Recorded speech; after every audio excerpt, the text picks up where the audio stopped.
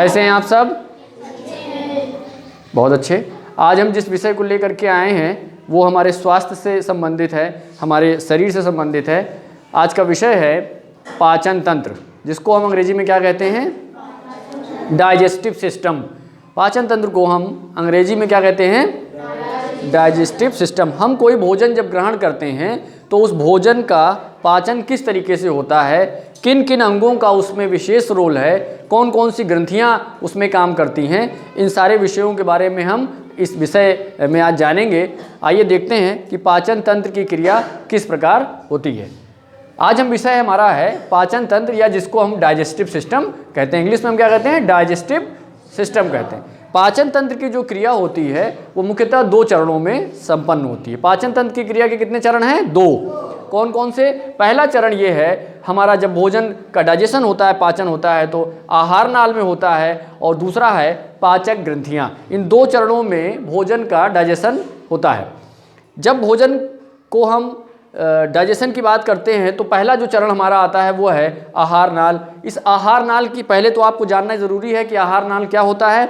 आहार नाल मुख्य रूप से हमारे माउथ यानी मुंह गुहा, माउथ कैविटी, यानी ये पार्ट जो खाली स्थान है मुख के अंदर, यहाँ से शुरू होता है और उसके बाद मुख गुहा सबसे पहला पार्ट आता है। उसके बाद ये ग्रसनी, जहाँ से भोजन सरकता हुआ, ग्रास नली जिसको बोलते हैं, ये ग्रास नली को इंग्लिश में ईसोफेगस बोलते हैं। क्या कहते हैं? ईसोफेगस।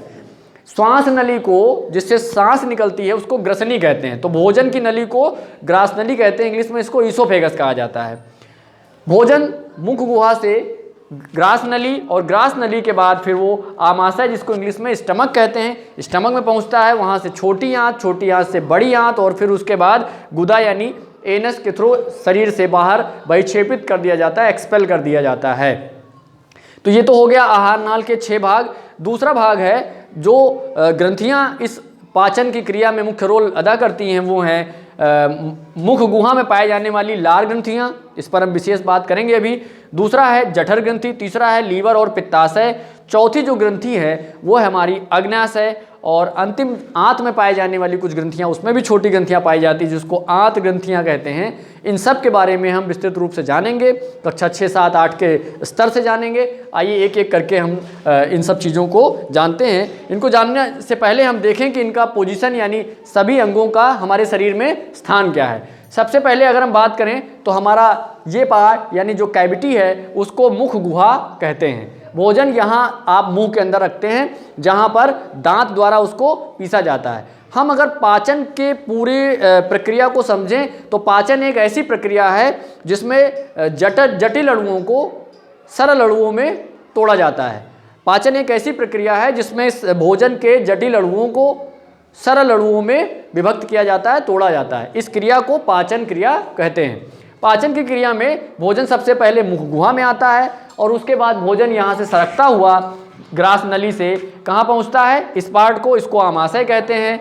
आमाशय के बाद यहाँ से भोजन जो है आगे और बढ़ता है, और फिर छोटी आंत, ये पार्ट देखिए छोटी आंत से फिर ये भाग आपका, ये पार्ट बड़ी आंत, और बड़ी आंत से फिर लास्ट में, अंतिम में गुदा से होकर के भोजन को बहिक्षेपित कर दिया जाता है। तो ये सारे रहे भाग आपके आहार नाल के। अब एक एक करके हम लोग इसको समझने का प्रयास करते हैं। सबसे पहला भाग है मुख गुहा। मुख गुहा में 3 जोड़ी लार ग्रंथियां पाई जाती हैं। 3 पेयर सलाइवरी ग्लैंड पाई जाती हैं। 3 जोड़ी लार ग्रंथियां पाई जाती हैं, जिनका मुख्य काम होता है लार का श्रावण करना। हमारे मुख में, यानी मुख गुहा में जो 3 जोड़ी लार ग्रंथियां पाई जाती हैं, वो लार का सिक्रीशन करती हैं, मतलब लार यानी सलाइवा का सिक्रीशन करती हैं, श्रावण करती हैं, और उनका काम होता है जीवाणुओं को, या जो भी रोगाणु हमारे मुंह में गलती से आ गए हैं, क्योंकि कभी कभी क्या होता है हम हाथ वगैरह नहीं धुलते हैं, अगर गलती से भोजन के साथ कीटाणु जीवाणु आ गए हैं तो उनको ख़त्म करने का काम हमारी इसी लार का होता है, जो कि 3 जोड़ी पाई जाती हैं। इसके अलावा अगर आप बात करें प्रतिदिन कितने लीटर लार हमारे मुख गुहा में निकलती है, तो वो है 1.5 लीटर। प्रतिदिन 1.5 लीटर लार प्रत्येक दिवस में आपको इतनी लार निकलती है, और जिसका काम है जीवाणुओं को नष्ट करना। इसके अलावा जो हमारी लार है वो स्टार्च का पाचन करने का काम, स्टार्च को भी डाइजेस्ट करने का काम करती है। सेकेंड पार्ट हमारा आता है वो है ग्रास नली, जिसको ईसोफेगस कहते हैं। इस ग्रास नली में जो आप भोजन करते हैं वो भोजन डायरेक्टली आपका सीधे आमाशय में नहीं पहुंचता है, वो पीछे ग्रास नली से होता हुआ जाता है और ग्रास नली में क्रमाकुंचन यानी पेरिस्टाल्टिक मूवमेंट होता है, जिससे भोजन धीरे धीरे सरकता हुआ इस ग्रास नली से और नीचे की ओर पहुंचता है। कहाँ पहुंचता है? आमाशय में। तो यहाँ पर क्रमाकुंचन गति होती है जिसको पेरिस्टाल्सिस मूवमेंट कहते हैं और भोजन इस तरीके से हमारा कहाँ पहुँचता है? आमाशय यानी स्टमक में पहुँचता है। आपका ये भाग आप भोजन यहाँ पहुँच चुका है। इस यहाँ पर आमाशय की अगर हम बात करें तो यहाँ भोजन कितने घंटे? 4 घंटे, 4 आवर्स, 4 घंटे भोजन यहाँ रुकता है, जहाँ पर सरल अणुओं को जो है जटिल अणुओं को सरल अणुओं में इसी आमाशय में परिवर्तित किया जाता है, उसको कन्वर्ट किया जाता है। इस आमाशय में आमाशय की आंतरिक दीवार से हाइड्रोक्लोरिक अम्ल जिसको HCl कहते हैं, इसका निर्माण होता रहता है। इस हाइड्रोक्लोरिक अम्ल का काम होता है कि जीवाणुओं को, रोगाणु जो भी अंदर पहुंच गए हैं भोजन के साथ में गलती से, उनका डाइजेशन करना, उनका पाचन करना। अब जो HCl अंदर है, कभी कभी क्या होता है कि वो ज़्यादा मात्रा में प्रोड्यूस हो जाती है, अधिक मात्रा में उसका निर्माण हो जाता है आमाशय के अंदर, तो हमको खट्टी डकार आने लगती है। हमको आती है ना खट्टी डकार, कभी कभी लगता है खट्टी डकार।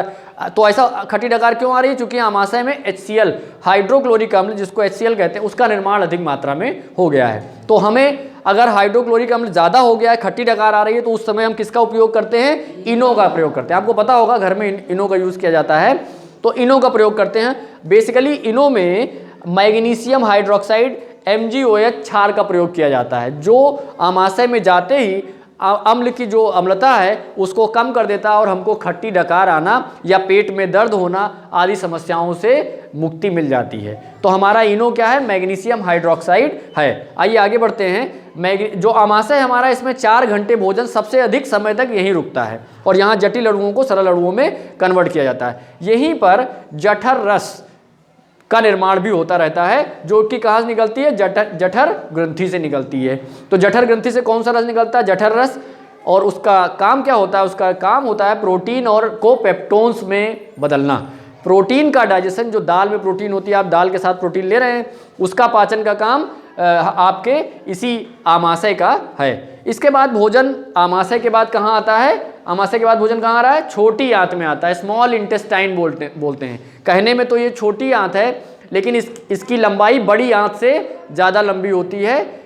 लंबाई के दृष्टिकोण से यह लंबी होती है और बड़ी आंत छोटी होती है। छोटी आंत में कुछ उंगली जैसी संरचनाएं होती हैं उसकी दीवार में, उंगली जैसी, जिसको विलाई कहते हैं, जिसका काम होता है भोजन से आवश्यक पोषक पदार्थों को अवशोषित करके रक्त की धारा में यानी ब्लड स्ट्रीम में पहुंचाना।